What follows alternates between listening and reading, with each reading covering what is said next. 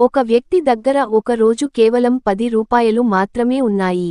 కానీ కొన్ని సంవత్సరాల తర్వాత అతను కోటీశ్వరుడు అయ్యాడు. అది ఎలా జరిగిందో ఇప్పుడు తెలుసుకుందాం. ఆ వ్యక్తి చాలా పేద కుటుంబంలో పుట్టాడు. ఒక రోజు అతని దగ్గర కేవలం 10 రూపాయలు మాత్రమే ఉన్నాయి. ఆ రోజు అతను ఒక నిర్ణయం తీసుకున్నాడు. నేను పేదగా ఉండకూడదు, నేను నా లైఫ్ మార్చుకోవాలి అని.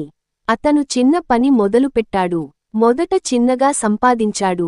అతను సంపాదించిన డబ్బును ఖర్చు చేయలేదు. మళ్ళీ పని మీద పెట్టాడు. కొంచెం కొంచెంగా అతని బిజినెస్ పెరిగింది. కొన్ని సంవత్సరాల తర్వాత అతను కోటీశ్వరుడు అయ్యాడు. ఈ కథలో ఉన్న అసలు పాఠం ఏమిటంటే, డబ్బు చిన్నదా పెద్దదా అనేది కాదు. మీ ఆలోచన పెద్దదిగా ఉండాలి. మీ ఆలోచన మారితే మీ లైఫ్ కూడా మారుతుంది. ఇలాంటి సక్సెస్ స్టోరీస్ కోసం మా రిచ్ మైండ్ ఛానల్ను సబ్స్క్రైబ్ చేయండి.